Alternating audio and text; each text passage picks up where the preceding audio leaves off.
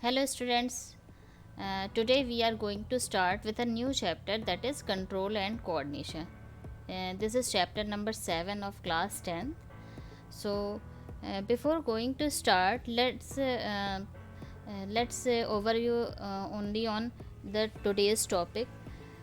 So आज हम लोग कवर करेंगे न्यूरॉन्स, सिनेप्स, रिफ्लेक्स एक्शन और what is the need of that reflex action. Okay. So यहाँ पे मैंने कुछ पॉइंट्स हाईलाइट किए हुए हैं. जैसे यहाँ पे मैंने दिया हुआ है कि all living organisms respond and react to changes in the environment around them. जितने भी लिविंग ऑर्गेनिज्म हैं वो रिएक्ट करते हैं, रिस्पॉन्स करते हैं जो भी आसपास में जो भी चीज़ें हो रही हैं उसके अकॉर्डिंग.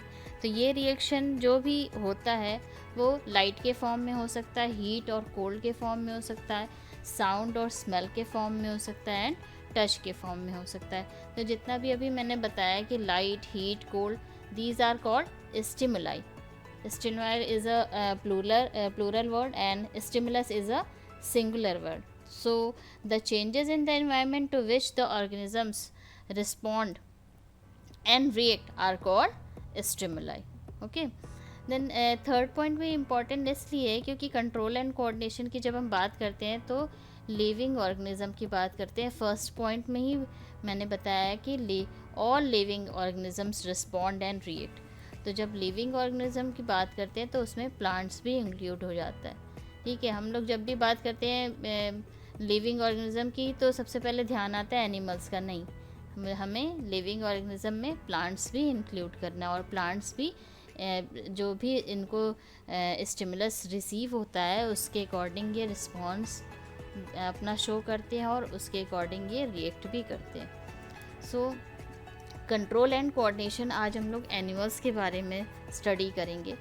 यहाँ पे मेन टू सिस्टम होता है कंट्रोल एंड कोऑर्डिनेशन में. एक नर्वस सिस्टम होता है और दूसरा second one is endocrine system. आज हम लोग मैंने पहले स्टार्टिंग में ही बताया आपको कि नर्वस सिस्टम आज हमें कवर करना है. तो नर्वस सिस्टम में जो इसको दो पार्ट में एक्चुअली डिवाइड कर देंगे. एक नर्वस यानी न्यूरॉन्स और second one is muscular tissue. ये दो टिश्यू हैं जिनके थ्रू जो नर्वस सिस्टम होता है वो कंट्रोल होता है और कोऑर्डिनेट होता है. ठीक है. देन जो नर्वस टिश्यू है वो कैसे ऑर्गेनाइज, उसका कैसे स्ट्रक्चर होता है, उसका कैसे फंक्शन वो करता है, वो आज हम लोग स्टडी करेंगे. तो जो नर्वस टिश्यू है वो पूरा नेटवर्क इसका होता है. जो भी आप जानते हो कि जो नर्व सेल होती है लॉन्गेस्ट सेल होती है जो लिविंग ऑर्गेनिजम्स में प्रेजेंट होती है. इसमें यहाँ पे देखो मैंने हाईलाइट भी किया हुआ है कि जो नर्व सेल्स है उसमें जो इलेक्ट्रिकल इम्पल्स होता है वो एक पार्ट से दूसरे बॉडी में ये ट्रांसमिट होता है. Electrical impulses from one part of the body to the another. ये जो इलेक्ट्रिकल इम्पल्स है, लेकिन जो ये नर्व टिश्यू होता है या नर्व सेल्स होती है ये इनका पूरा नेटवर्क होता है नर्व्स का. ठीक है. या इसको नर्व सेल्स को न्यूरॉन्स भी कहते हैं और ये स्पेशलाइज्ड होती हैं जो कि इंफॉर्मेशन जो है ट्रांसमिट करने का काम करती हैं. देन हम बात करते हैं रिसेप्टर्स की. अब जब कोई भी ट्रांसमिट होता है इलेक्ट्रिकल इम्पल्स तो वो इम्पल्स जनरेट होगा, पहले जनरेट होगा, रिसीव होगा, देन ट्रांसमिट होगा ना. तो वो जो रिसीव होता है दैट इज़ कॉल्ड रिसेप्टर्स. जो भी जहाँ से भी वो स्टिमुलस रिसीव करेगा दैट इज़ कॉल्ड रिसेप्टर्स. अब रिसेप्टर जो है हमारे पास, जो भी रिसेप्टर है वो स्पेशलाइज्ड होते हैं, अपने अपने फंक्शनिंग में ये कंप्लीट होते हैं. तो यहाँ पे मैंने कुछ हाईलाइटेड किए हैं कि ये पर्टिकुलर रिसेप्टर ये पर्टिकुलर फंक्शन ही करता है. तो यहाँ पे जो ईयर में जो रिसेप्टर होता है उसको कहते हैं फोनो रिसेप्टर्स. नाम से ही पता चल रहा है कि फोनेटिक टाइप. जब हम किसी स्पेलिंग को वो करते हैं, प्रोनाउंशिएट करते हैं, तो दैट इज़ उसको जो है हम कैसे उसको प्रोनाउंशिएट करते हैं दैट इज़ कॉल्ड फोनेटिक. ठीक है. तो अब फोनो रिसेप्टर क्या है, उसको प्रोनाउंशिएट करना मतलब कि वो जो पर्टिकुलर स्टिमुलस है जो हमें सुनाई पड़ रहा है वो वर्ड्स के फॉर्म में होना चाहिए, है ना। तो यहाँ पे जो यहाँ पे देखो, मैंने यहाँ पे हाईलाइट नहीं किया लेकिन मैं यहाँ पे अभी हाईलाइट करती हूँ। ये देखो, receptors are specialised tip of some nerve cells that detect the information from the environment. पहले ऊपर भी हमने बताया था कि जो भी स्टिमुलस है वो पहले रिसीव होगा कहीं पे, तो ये जो ईयर है ये कैसा रिसीवर है, फोनो रिसेप्टर टाइप से, ठीक है। और ये these receptors are located in our sense organs. ये जितने भी रिसेप्टर हैं ये हमारे सेंस ऑर्गन होते हैं, ठीक है। There are 5 sense organ. First is ear. अब ईयर का काम है हियरिंग का और बॉडी बैलेंसिंग का भी ये फंक्शन करता है। तो फोनो रिसेप्टर एक हो गया। ईयर का फंक्शनिंग क्या है, फोनो रिसेप्टर, हियरिंग का function, then balance of body का। नेक्स्ट जो सेंस ऑर्गन है that is called eyes. Eyes is a second one sense organ. यहाँ पे आइज अगर बात करें तो ये photo receptor, photo means light, light को रिसीव करने का काम करता है और ये देखने का भी काम करता है। तो पहले रिसीव किया और उसके बाद इसने उस पर्टिकुलर ऑब्जेक्ट को चेक किया कि ये है क्या, ठीक है। तो वो देखने का काम और लाइट रिसीव करने का काम करता है। Then there is the another third one receptor that is called skin. Skin क्या करता है, थर्मो रिसेप्टर। थर्मो मीन्स जो भी हीट या कोल्ड इस टाइप के जो भी स्टिमुलस एनवायरनमेंट से हमें रिसीव होता है ये उसका काम करता है।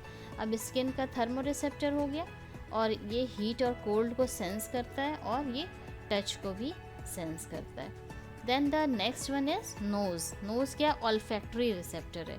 ऑल्फैक्टरी रिसेप्टर मीन्स इसका जो हमारी सूंघने की क्षमता है वो ये नोज़ का काम है और ये ऑल्फैक्टरी रिसेप्टर्स का काम करता है। यहाँ पे ऑल्फैक्टरी नर्व सेल्स पाई जाती है और जब ये सूंघने का काम करता है तो वही स्मेल डिटेक्शन का भी काम करता है।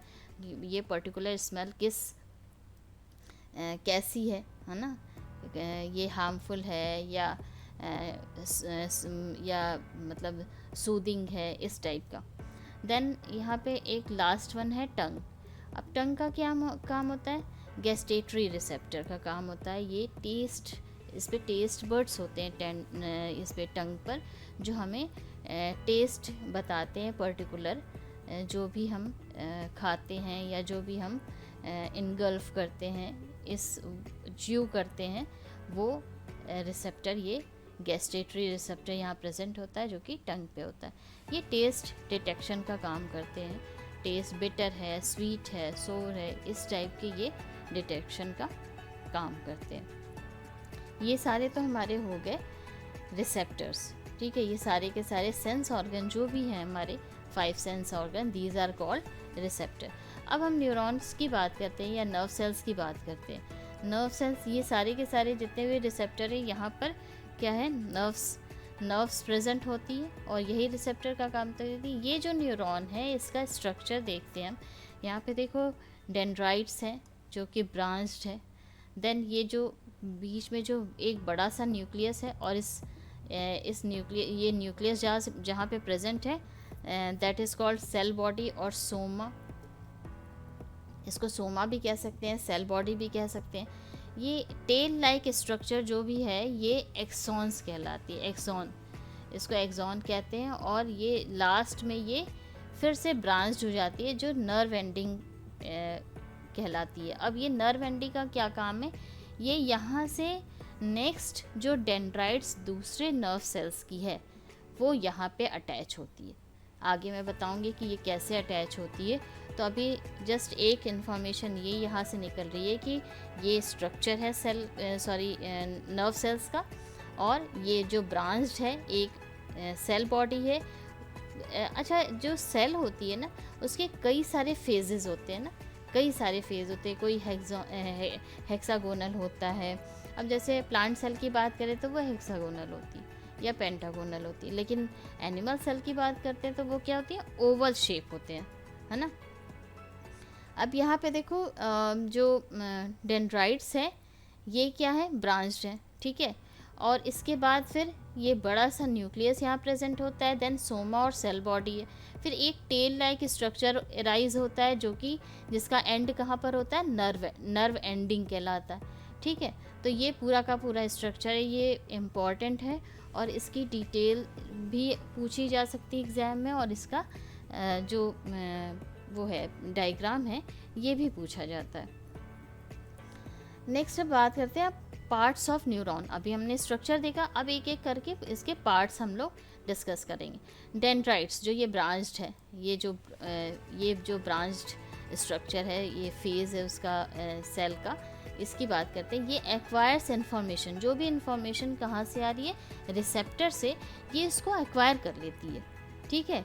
अब इसके बाद क्या होता है, इसके बाद जब तक एक्वायर नहीं करेंगे तब तक कोई भी फंक्शन न्यूरॉन का स्टार्ट नहीं होता है, या नर्व सेल्स का कोई भी फंक्शन स्टार्ट नहीं होता है। जब डेंड्राइट्स के पास ये रिसीव हो जाता है स्टिमुलस वहाँ से हमारे सेंस ऑर्गन से, तो ये डेंड्राइट्स क्या करती है, उसको एक्वायर कर लेती है। देन जो सेल बॉडी है, सोमा या सेल बॉडी जिसमें ये बड़ा सा न्यूक्लियस प्रेजेंट है, उसकी बात कर रही हूँ। Acquired information travel as an electric impulse. अब यहाँ पे जो भी इंफॉर्मेशन यहाँ आई वो इलेक्ट्रिक इम्पल्स के थ्रू ट्रेवल होगी अंदर बॉडी में, ठीक है। अब सेल बॉडी में भी ये ट्रेवल कर रही है और एक्सॉन्स में भी ट्रेवल कर रही है। ये जो टेल लाइक स्ट्रक्चर है ये एक्सॉन है और इसमें भी ये ट्रेवल कर रही है, ठीक है। यहाँ पे ट्रेवल की। अब नेक्स्ट देखो एक्सॉन, फिर से हम यहाँ पे है, यहाँ पे मैंने पहले ही बता दिया एक्चुअली तुम्हें। सोमा बॉडी में कैसे आई, सोमा या सेल बॉडी में कैसे आई, इलेक्ट्रिक इम्पल्स के थ्रू, ठीक है। अब एक्सॉन्स के फंक्शन की बात करते हैं। Longest fibre of the cell body is called axon, ठीक है। ये सबसे लॉन्गेस्ट सेल बॉडी है, ये जो लॉन्गेस्ट फाइबर है इस पर्टिकुलर सेल बॉडी का, ठीक है। सारे जो डेंड्राइट्स हैं बहुत सारे, लेकिन जब एक्सॉन निकलता है तो वो सिंगल ही होता है, सिंगल फाइबर ही होता है, ठीक है। फिर देन क्या है, it transmit electric impulse from the cell body to dendrites of next neuron. यहाँ पे नर्व एंडिंग जो यहाँ पे प्रेजेंट है, ये नर्व एंडिंग, ये पूरा का पूरा यहाँ पे इलेक्ट्रिक इम्पल्स ही जा रहा है अभी तक। जो भी इलेक्ट्रिक इम्पल्स सोमा या सेल बॉडी से स्टार्ट हुआ ट्रांसमिट होना, वो नर्व एंडिंग तक कंटिन्यूअस है, ठीक है। और ये इलेक्ट्रिक इम्पल्स दूसरे नर्व सेल्स में भी इलेक्ट्रिक इम्पल्स ही ट्रांसमिट होगा, लेकिन बीच में एक सिनैप्स या साइनेप्स प्रेजेंट होता है जो कि एक मेजर रोल प्ले करता है for the connection of next nerve cells, ठीक है। अब यहाँ पे बात करते हैं सिनैप्स की या synapse. It is a gap between the nerve ending of one neuron and the dendrite of the other neuron. ये क्या अभी मैंने बोला कि नर्व एंडिंग है, ठीक है, एक न्यूरॉन का, और डेंड्राइट्स है दूसरे नर्व सेल्स का या न्यूरॉन का, ठीक है। यहाँ पे ये क्लियर हो गया, मैंने पहले भी बताया कि यहाँ पे ये जो नर्व एंडिंग है, यहाँ पे नेक्स्ट नर्व सेल्स की डेंड्राइट्स यहाँ पे कनेक्टेड होगी, ठीक। फिर नेक्स्ट यहाँ पे क्या है, here electric signal is converted into chemical signal for the onwards transmission. अब यहाँ पे जो इलेक्ट्रिक सिग्नल है वो नेक्स्ट न्यूरॉन में ऐसे नहीं ट्रांसमिट हो सकती, उसको केमिकल फॉर्म में चेंज होना ही पड़ेगा, ठीक है। तो इलेक्ट्रिक जो सिग्नल होते हैं वो उसको एक मीडियम चाहिए होता है, ठीक है। तो वो मीडियम केमिकल, जो वहाँ पे एक केमिकल सिक्रीट होता है, और वो केमिकल ऑस्मोसिस नहीं, डिफ्यूज़न के थ्रू नेक्स्ट जो डेंड्राइट्स है उसमें ट्रांसमिट हो जाता है। अब आप पूछोगे कि डिफ्यूज़न के ही थ्रू क्यों, इसके ऑस्मोसिस के थ्रू क्यों नहीं, क्योंकि ऑस्मोसिस के लिए हमें सेमी परमिएबल होना, मेम्ब्रेन का होना मस्ट है ना। सेमी परमिएबल मेम्ब्रेन का यानी या फिर परमिएबल मेम्ब्रेन का होना ज़रूरी है। तो इसलिए डिफ्यूज़न में क्या होता है, एक जगह अगर कहीं कुछ ज़्यादा है तो वो हमेशा कम की तरफ जाता है। जैसे अगर बात करें कि हम अगर पानी में इंक डालें तो वो डिफ्यूज़ हो जाता है ना। वहाँ पे पानी में इंक डालने के टाइम पे कोई भी हमने वहाँ पे मेम्ब्रेन नहीं रखी है ना, तो वो जब वो फैलता है पूरे पानी में वो इंक, तो वो डिफ्यूज़न के थ्रू फैलता है। इसी तरीके से जो इलेक्ट्रिक सिग्नल हैं वो केमिकल सिग्नल में कन्वर्ट होकर के नेक्स्ट जो डेंड्राइट्स कनेक्टेड है नर्व एंडिंग में, वहाँ पे वो ट्रांसमिट हो जाता है। क्लियर। नेक्स्ट हम बात करते हैं कि रिफ्लेक्स एक्शन। वो जो रिफ्लेक्स एक्शन हो रहा, अभी तक मैंने बात की है सिर्फ किसकी, नर्व सेल की बात की है, देन हमारे सारे सेंस ऑर्गन की बात करिए। नेक्स्ट हमारा क्या है, रिफ्लेक्स एक्शन। ये एक्शन होता कैसे, हमने बात तो कर ली कि स्टिमुलस मिल गया और ट्रांसमिट हो गया, लेकिन उस ट्रांसमिट होने के बाद एंड तक की प्रोसेस क्या है। रिफ्लेक्स एक्शन मीन्स कोई भी एक्शन मिलना, उसके अकॉर्डिंग हमको हमारा रिस्पॉन्स करना, that is called reflex action. यहाँ पे मैंने हाईलाइट भी किया हुआ है, reflex action is quick, sudden and immediate response.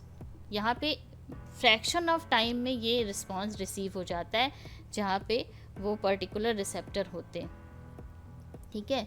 और ये स्टिमुलस ही, मतलब जो भी स्टिमुलस है उसके अकॉर्डिंग ही रिफ्लेक्स एक्शन जो है कंटिन्यू होगा। अब अगर जो है वहाँ पे ऑल्फैक्टरी रिसेप्टर का काम है तो वहाँ पे नोज़ ही प्रेजेंट होगा, वहाँ पे ईयर या आइज़ का वहाँ पे कोई भी रिसेप्टर वहाँ पे नहीं होगा, न ही वो नर्व सेल्स इसमें हेल्प करेंगी, ठीक है।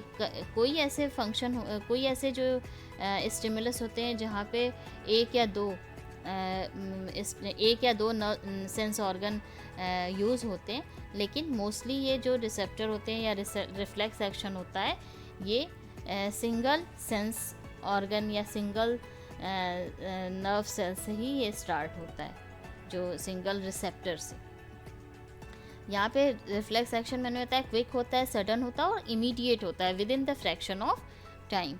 ये अगर वो जो बात करते हैं इसकी स्टिमुलस की, तो वो किस फॉर्म में हो सकता है, नी जर्क के फॉर्म में हो सकता है। अब कभी कभी हमारी नी में जो जर्क आ जाता है उसमें सडन पेन होता है, तो वही जर्क है। अब एल्बो में कभी कभी वहाँ पे भी जर्क लगता है, तो वो अचानक और बहुत with in a fraction of time बहुत तेज़ी से वहाँ पे पेन होता है, ठीक है, तो वो भी एक जर्क है। फिर यहाँ पे देखो एक नेक्स्ट बड़ा अच्छा सा एग्जांपल दिया, withdrawal of hand on touching of hot object. यहाँ पे जब भी रिफ्लेक्स एक्शन की बात करते हैं ना, तो ये बड़ा इजी सा और कॉमन सा एग्जांपल है जो हर एक बुक में तुम्हें मिलेगा हॉट ऑब्जेक्ट का, क्योंकि कोल्ड का तो हम लोग थोड़ी देर तक हाथ वहाँ पे रख सकते हैं, लेकिन हॉट ऑब्जेक्ट जब होता है तो वो तुरंत इमीडिएट हमारा जो रिफ्लेक्स एक्शन है तुरंत परफॉर्म करता है। अब बात करते हैं आर्क की। आर्क क्या है कि मतलब एक जगह से स्टार्ट होता है और दूसरी जगह पे एंड हो जाता है, यही एक आर्क है। इसके यहाँ पे देखो स्ट्रक्चर भी जस्ट एक आर्क की तरह है, जो आप सर्कल में आर्क ड्रॉ करते हैं वो वैसे ही आर्क है।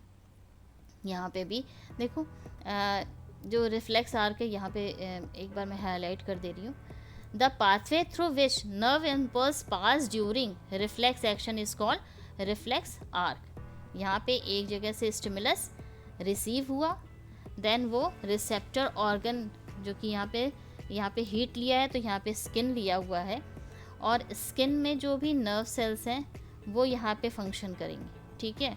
इसके बाद वो स्पाइनल कॉर्ड में जाता है। स्पाइनल कॉर्ड में जो यहाँ पे स्पाइनल कॉर्ड से जो भी केमिकल सिक्रीट होते हैं उसके थ्रू ये रिफ्लेक्टरी ऑर्गन में आता है, इफेक्टर ऑर्गन में आता है जो कि मसल्स हैं, और उसके बाद इफेक्टर ऑर्गन से ये रिस्पॉन्स बताता है कि विड्रॉवल ऑफ हैंड, हीट है तो हाथ को हटाना है वहाँ से। अब जो रिसीव करता है दैट इज़ नर्व सेल्स, ठीक है। और जो इफेक्टर ऑर्गन है वो क्या है, मोटर सेल। ये जो रिसेप्टर है वो सेंसरी सेल है, और जो इफेक्टर है वो मोटर सेल है। मोटर सेल का मतलब कि वो पर्टिकुलर कोई भी काम को परफॉर्म करना, एक हमें फंक्शन मिला है और उसके थ्रू हम उस फंक्शन के थ्रू हमें कुछ अपना परफॉर्मेंस बताना, तो वही होता है मोटर नर्व्स का। तो यहाँ पे सेंसरी नर्व का काम होता है रिसेप्टर में, और जो इफेक्टर ऑर्गन है वहाँ पे मोटर नर्व्स का फंक्शन होता है। तो इस तरह से हमने देखा नर्व्स भी दो तरीके की मिल गई हमें यहाँ पर। ये आर्क भी बहुत इम्पॉर्टेंट है, रिफ्लेक्स आर्क। यहाँ पे अगर आप ये जो सिंगल एक लाइन है, the pathway through which nerve impulse pass during reflex action is called reflex arc, सिर्फ इतना भी ध्यान रखेंगे तो आप ये चीज़ ड्रॉ कर सकते हैं। और ये बहुत ही ईजी सा है, जब आपके डे टू डे लाइफ में ये आपके साथ होता रहता होगा, तो ये सिर्फ आपको ये ध्यान देना है कि ये रिसेप्टर ऑर्गन, ये पर्टिकुलर रिसेप्टर ऑर्गन, ठीक है, और ये इफेक्टर ऑर्गन यहाँ पे ये जो यहाँ पे मेंशन करना होगा। ये स्पाइनल कॉर्ड के थ्रू ही ये जितने भी रिफ्लेक्स एक्शन होते हैं वो स्पाइनल कॉर्ड के ही थ्रू कंडक्ट किए जाते हैं। अब रिफ्लेक्स आर्क हमें यहाँ तक तो कंप्लीट हो गया कि ये एक स्टिमुलस मिला, रिसीव हुआ सेंस ऑर्गन में, इसके बाद स्पाइनल कॉर्ड के पास ये फंक्शन किया, स्पाइनल कॉर्ड ने हमें कमांड दिया, हमें जो है बोला कि अपना हाथ हटाओ, और हमने विड्रॉवल ऑफ हैंड कर दिया, ठीक है। अब जब रिस्पॉन्स मिला है तो ये रिस्पॉन्स हुआ कैसे, जो भी रिस्पॉन्स है वो जो यहाँ पे तो स्पाइनल कॉर्ड मैंने मेंशन कर दिया, लेकिन कुछ रिस्पॉन्स होते हैं जो कि हमारी विलिंग के थ्रू, और हम ना चाहें तो भी ये होते रहते हैं, ठीक है। हमारा उस पर कंट्रोल हो भी सकता है। कुछ ऐसे फंक्शन होते हैं जो जिस पे हमारा कंट्रोल होता है, कुछ ऐसे एक्शन होते हैं हमारे खुद के जिस पे हमारा खुद का ही कंट्रोल नहीं होता, ठीक है। ये बड़े जो है आश्चर्य वाली बात है कि हमारी बॉडी पे कुछ ऐसे फंक्शन हैं जिस पे हमारा ही कंट्रोल नहीं होता है। Voluntary function that are control by forebrain. अब ये जो forebrain, midbrain, hindbrain, ये सारे जो नेम हैं इसको हम लोग ह्यूमन ब्रेन में डिटेल में पढ़ेंगे। अभी जस्ट इसको बस एक बार समझ लो कि ये कंट्रोल किससे होता है। अब जैसे राइटिंग है, टॉकिंग है, ये क्या हो रहा है, वॉलेंट्री एक्शन है। जब तक हम चाहेंगे नहीं तब तक हमें बात नहीं करना है, ये हमें पता है, ठीक है। अब मैं चाह रही हूँ कि मैं तुम्हें पढ़ाऊँ, इसलिए मैं पढ़ा रही हूँ, इसलिए मैं ये वीडियो बना रही हूँ ना। ये इस पर मतलब ऐसा तो है नहीं कि मैं नहीं भी चाह रही हूँ तो भी ये एक्शन अपने आप परफॉर्म हो रहा है, नहीं, ठीक है। तो इसमें कौन सा ब्रेन काम कर रहा है, ये है फोर ब्रेन का। फोर ब्रेन क्या कर रहा है, हम बात कर सकते हैं इसके थ्रू, या लिख सकते हैं, रीड कर सकते हैं। ये कंट्रोल कौन करता है, फोर ब्रेन। और इस टाइप के एक्शन को क्या कहते हैं, वॉलेंट्री एक्शन।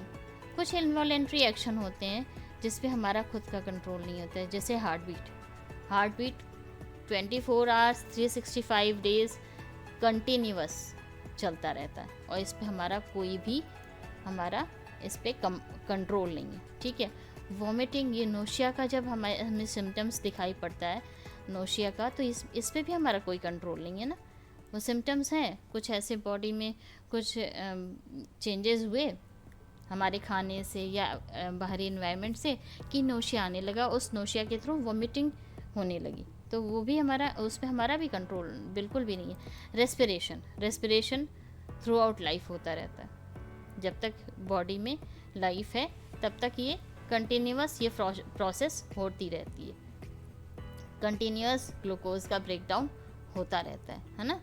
तो ये क्या हुआ, ये किसके थ्रू हो रहा है, मिड ब्रेन और हाइंड ब्रेन के थ्रू, ठीक है। बड़ा अच्छा सा एग्जांपल है ये हार्ट बीट। बाकी कुछ भी भूल जाओ, लेकिन ये हार्ट बीट इनवॉलेंट्री एक्शन है, ये कभी भूल भी नहीं पाओगे ना। तो ये एक अच्छा सा एग्जांपल मिल गया। और दूसरा एग्जांपल मिल गया रेस्पिरेशन, ठीक है।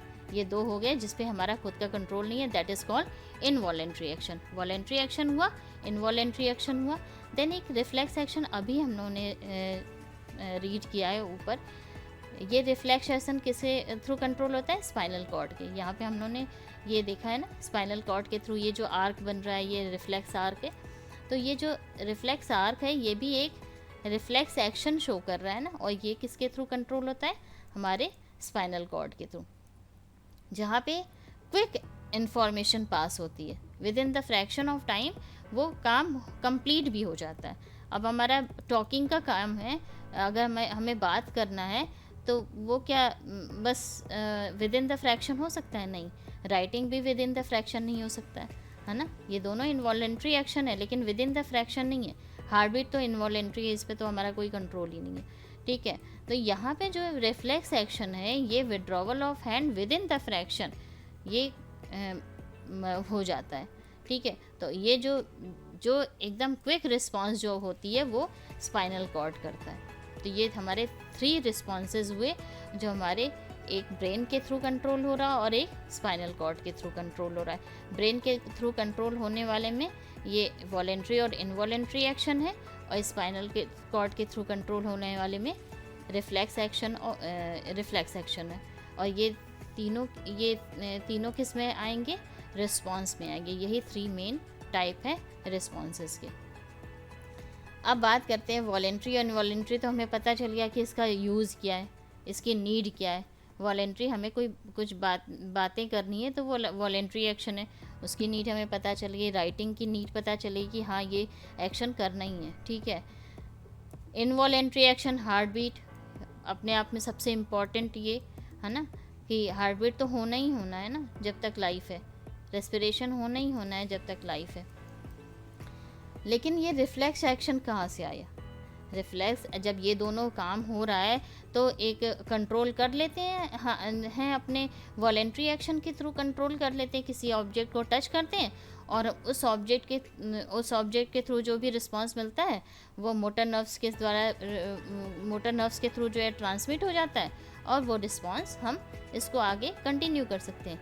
लेकिन जब किसी भी गर्म चीज़ को, किसी भी हॉट ऑब्जेक्ट को हम टच करते हैं तो with in the fraction of time हमें वहाँ से इमीडिएट एक्शन वहाँ पे लेना ही पड़ेगा, और उस इमीडिएट एक्शन में कोई मैनिपुलेशन नहीं होना चाहिए। हमारा जो ब्रेन है वो चीज़ों को मैनिपुलेट करता है। हम जब बात करते हैं तो बहुत सोच के बात करते हैं, और जो बिना सोचे समझे बात करता है तो वो तो फिर उसको डांट पड़ती है कि ऐसे क्यों बात कर रहे हो। लेकिन जब कोई सोच समझ के जब कोई बात करता है तो वहाँ पे ब्रेन वहाँ पे फंक्शन करती है और प्रॉपर मैनिपुलेशन का वहाँ पे काम होता है। इनवॉलेंट्री एक्शन पे तो अपना कंट्रोल ही नहीं है। इनवॉलेंट्री एक्शन में अब वो कंटिन्यूअस तो हाथ हटाएगा नहीं ना। कोई हॉट ऑब्जेक्ट मिला तो वो क्या वो पहले उसको टच करेगा तब तो वो समझेगा कि वो हॉट है कि कोल्ड है, तब तो वो हाथ हटाएगा। तो इनवॉलेंट्री एक्शन तो एक पर्टिकुलर एक्शन है जो कंटिन्यूअस हो रहा है। जैसे हार्ट बीट है तो इसको कंटिन्यूअस होना है, वहाँ पे कुछ भी ब्रेक नहीं है। हार्ट बीट में एक भी जगह कोई भी ब्रेक नहीं है ना। उसी तरीके से अपने रेस्पिरेशन में कहीं पे भी ब्रेक नहीं है, जबकि रिफ्लेक्स एक्शन में एक सडन हमको स्टिमुलस मिलता है, ठीक है, और उस स्टिमुलस के अकॉर्डिंग जो है हमें एक्शन परफॉर्म करना पड़ता है। तो ये इसीलिए रिफ्लेक्स एक्शन की नीड है कि हमें अगर कोई क्विक एक्शन परफॉर्म करना है तो वो हमारा स्पाइनल कॉर्ड ही कर पाएगा, ठीक है। तो इसीलिए, और अगर मान लो क्विक अगर एक्शन नहीं कर पाता है तो क्या होगा? हमारी बॉडी हार्म्ड होगी, है ना। हमारा हाथ जल सकता है, कोल्ड से भी हाथ थोड़ी देर के लिए आपको लगेगा कि वहाँ पे कोई सेंसेशन ही नहीं है ना। तो ये चीज़ें हो गई हमारे नीड क्या है रिफ्लेक्स एक्शन की। तो इसलिए हमें क्या है, here response is generated from spinal cord instead of brain. अब यहाँ पे क्या होता है, स्पाइनल कॉर्ड जो है वो रिस्पॉन्स जो है जनरेट करता है कि हमें कौन सा एक्शन लेना है, ठीक है। यहाँ पे कोई भी मैनिपुलेशन नहीं हो रहा है क्योंकि यहाँ पे ब्रेन का कोई रोल नहीं है। नेक्स्ट क्लास में हम लोग ह्यूमन नर्वस सिस्टम पढ़ेंगे डिटेल में। यहाँ पे तुमको तो आप लोगों को दिख भी रहा होगा CNS and PNS, that is central nervous system and peripheral nervous system, और उसके बाद फिर ह्यूमन ब्रेन, जो कि अभी हमने यहाँ पे फोर ब्रेन, मिड ब्रेन और हाइड ब्रेन हमने यहाँ पे स्टडी करी थी। तो आज के लिए बस इतना ही। नेक्स्ट टॉपिक में हम लोग इस चैप्टर को कंटिन्यू करेंगे। Thank you so much, have a nice day.